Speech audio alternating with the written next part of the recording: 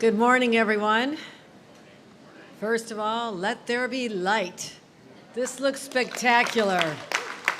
This is the new Penn Station, and we're just getting started.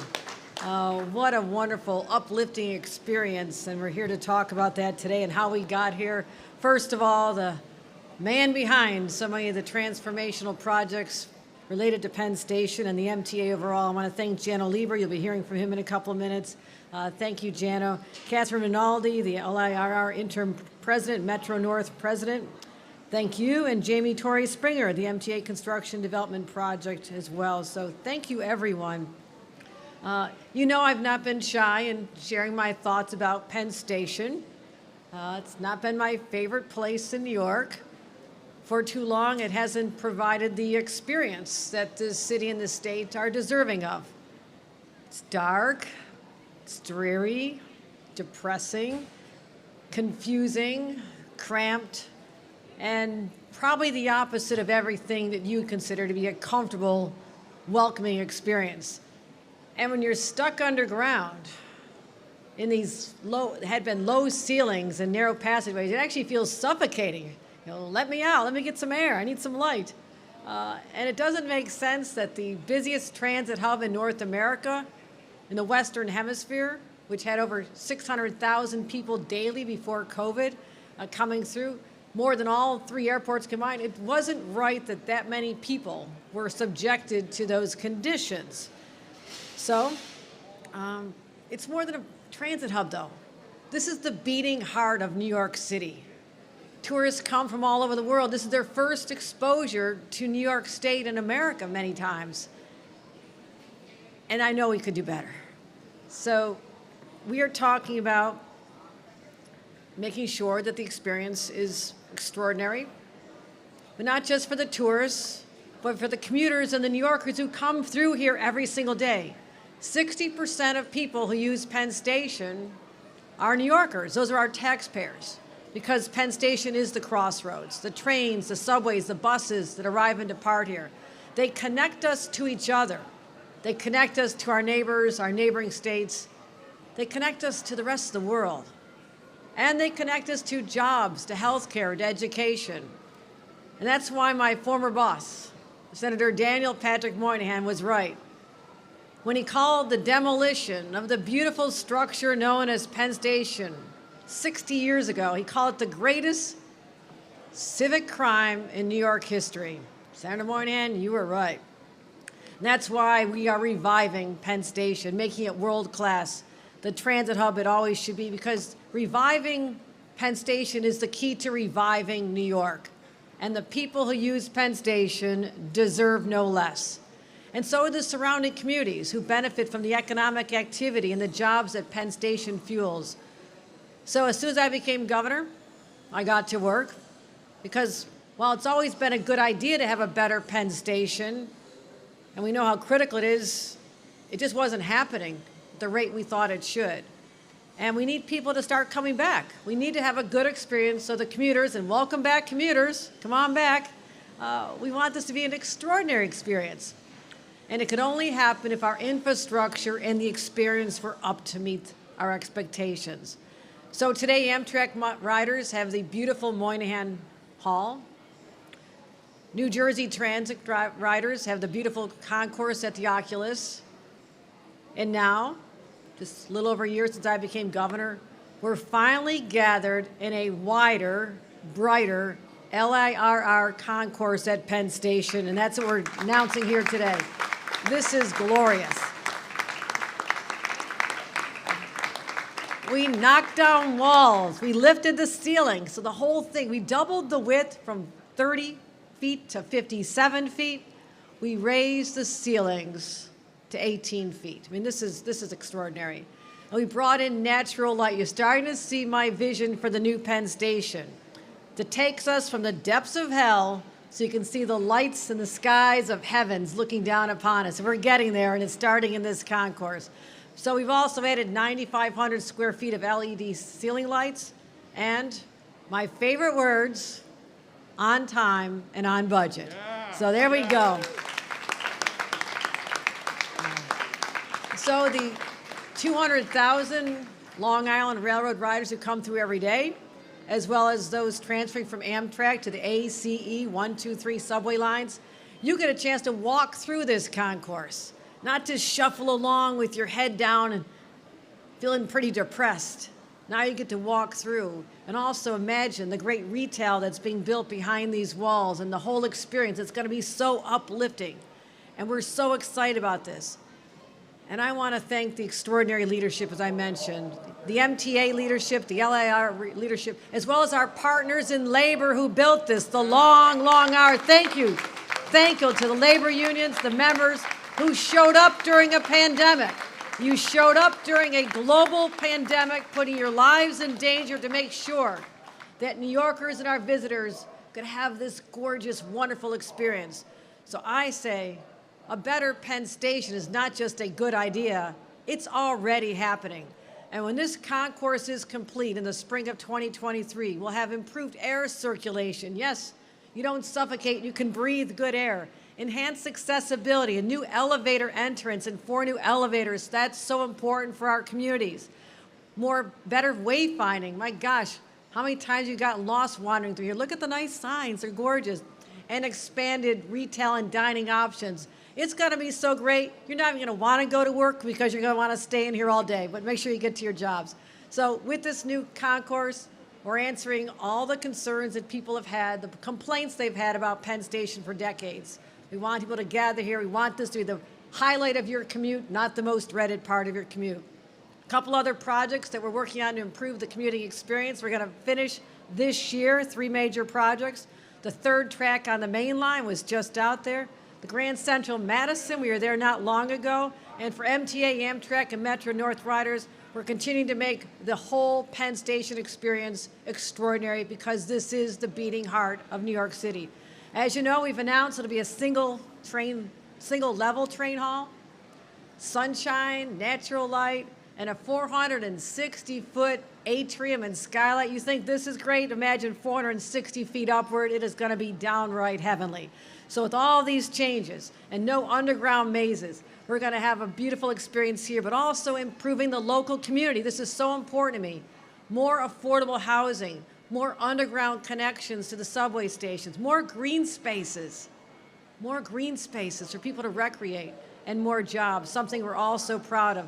So today, we're literally raising the roof on Penn Station, literally and figuratively. We're one step closer to making this be a world-class transit hub and making New York City not just a more livable city, but even more lovable city. How about that? We're righting the wrongs of the past, we're paving the way of the future, and I am very excited about this project. Congratulations to everyone who made this happen.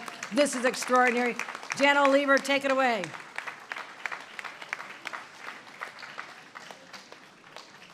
Thank you, Governor Hochul. Thank you for your leadership on everything to do with Penn Station and so much more. Listen, you quoted Senator Moynihan. I just remind all of us of the famous architectural historian Vincent Scully, what he said about this when this Penn Station was built and demolished the original one, which he said, one enters the city before like a god, now one scuttles in like a rat. Scully was right. And today we're here to celebrate a milestone in the effort to do something about it. We're opening a space in Penn Station, finally, that's more fit for humans than rodents. This improved concourse is urgently needed, as any regular Penn customer knows. For more than 50 years, the low ceilings, the narrow corridors have been giving Long Islanders claustrophobia. The signage and the wayfinding make it feel like we're trying to keep North America's busiest transportation facility a secret. And the lousy track information displays have people clustered in large groups waiting under one big board for a last-minute stampede to get to the track. That's no good. Compare that with what this project delivers. The 18-foot illuminated ceiling all along the east-west corridor, the doubling in width that you see behind me and behind the governor. Track information signage on every one of these columns. People can spread out. They can shop. They can get something to eat and have visibility to when track assignments are being made. That is a complete game changer. A new high visibility entrance on 7th Avenue. with a bank of escalators whisking people directly down to the Long Island Railroad level here, rather than forcing you to come through Amtrak land on a circuitous route. That was one of the things that frustrated people the most. And all those new elevators and signage and wayfinding that just are the basics of a modern transportation facility. Governor Hochul is opening Long Island, the LaGuardia Airport, making progress at JFK Airport. We're creating modern transportation facilities all over. Now, this project's going to be complete in a few months, but as important as it is, I just want to mention a couple of those other projects that the governor alluded to. This is part of 3 transformational projects that are creating a modern Long Island Railroad. The other 2 are Grand Central Madison and the Mainline Third Track project, which, as the governor said, are both opening this year. Indeed, 2022 is shaping up as literally the most transformational year in Long Island Railroad history. The dream of Long Island Railroad service to Grand Central that people have been talking about for 100 years, it's true. It's happening with a brand new station, which is the largest railroad facility in the United States built since the 1950s. It's going to bring Long Island commuters to the center of East Midtown, which is the center of the highest value jobs in our economy. Together with Third Track, the Grand Central Madison project is going to enable a 40% increase in Long Island Railroad service. We kept service going right through the pandemic, even in the darkest days. God bless the workers of the Long Island Railroad and the MTA. And now we're going to give even more service to Long Islanders, even more options and reverse commuting, which is essential to the Long Island businesses who want to draw on the big talent pool that the New York area has to offer. We didn't have reverse commuting before at meaningful volumes. Now we will. Big shout out to Kathy Rinaldi, the path-breaking first ever leader of both the Long Island Railroad and Metro North, the first woman to occupy either of those positions. She's leading Long Island Railroad through this epic year of change while also maintaining historically high levels of on-time performance. That's what Long Islanders want. That's what they deserve. But as big as all these improvements are, as big as 2022 is, there's much more to do. And we're determined that the Long Islanders who are going to keep coming to Penn, even after Grand Central Madison opens, they shouldn't feel like this facility is Grand Central's stepsister, neglected stepsister. So soon after she took office, the governor announced plans to totally transform Penn into a kind of modern, spacious, first-class, single-level terminal awash in natural light. And now we are moving forward with Governor Hochul's plan. We celebrated a couple of weeks ago with Mayor Adams and the governor of New Jersey that progress, and very soon we're going to be announcing the design team that is going to bring this project to the point of construction.